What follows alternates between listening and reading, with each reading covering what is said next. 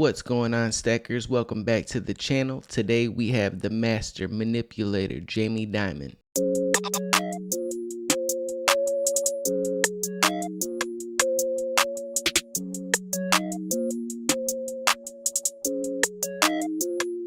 So before we get into the info about Jamie Dimon, we have Franklin Templeton's Twitter right here, and they just keep on posting about crypto.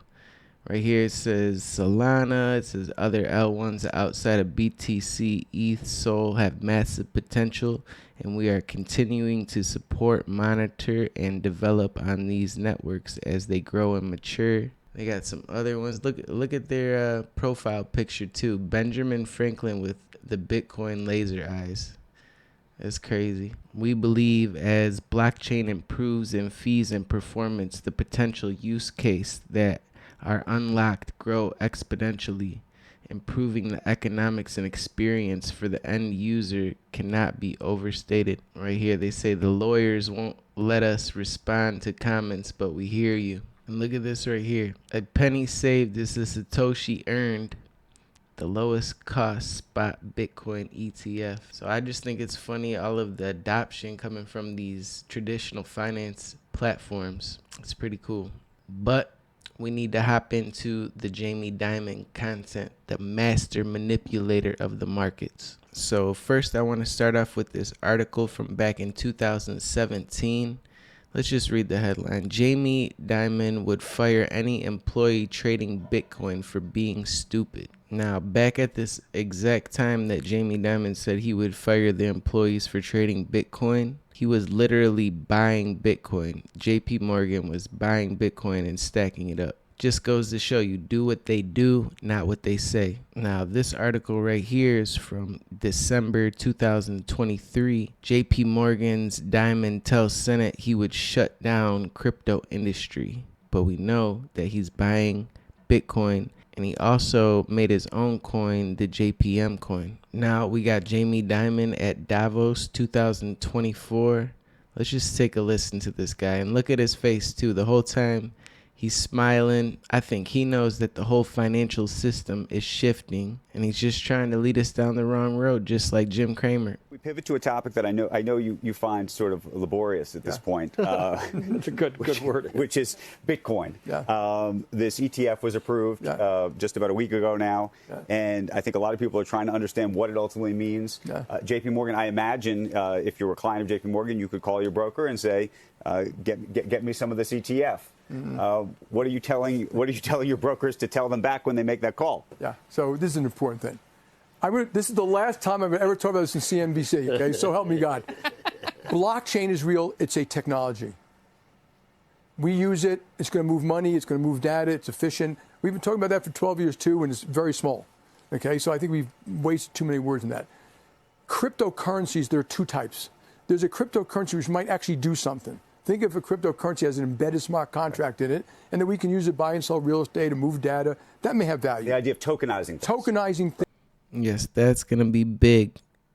Tokenizing real world assets, which we're going to be investing in some of those coins coming up soon. Things that you do something with. And then there's one which does nothing. I call it the pet rock, the Bitcoin or something like that.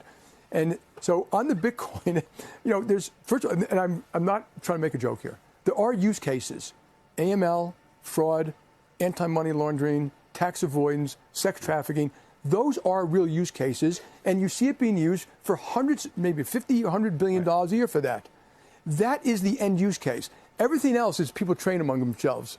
So speculate. Yeah. Now, okay. Now, my last statement, the last time I ever talk about Bitcoin is I defend your right to do Bitcoin. I think, it's okay. I don't want to tell you what to do. So my personal advice is don't get involved, but I don't want to tell any one of you what to do. It's a free country. What do you make of BlackRock? What do you make of the other firms, the BlackRocks of the world that obviously, and Larry Fink changed his view of this, obviously. Yeah. And maybe he changed his view because you think he genuinely believes in Bitcoin or believed it because he thinks that there's a marketplace for it and he wants to be part of that market. But what do you think of there's about a dozen big financial companies, Fidelity included. Number one, I don't care. So just please stop talking about this shit. And I don't know what he would say about blockchain versus currencies that do something versus Bitcoin that does nothing. And maybe that's not different than me. But, this is what makes a market. People have opinions. This is the last time I'm ever going to state my opinion. Gold really doesn't do anything either.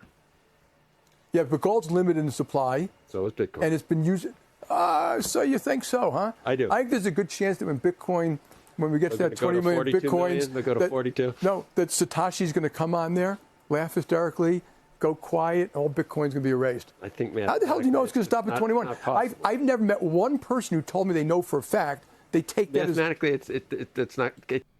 Well, it is supposed to stop at 21 million, but it could be changed if the whole network joined in consensus and voted to make the supply more.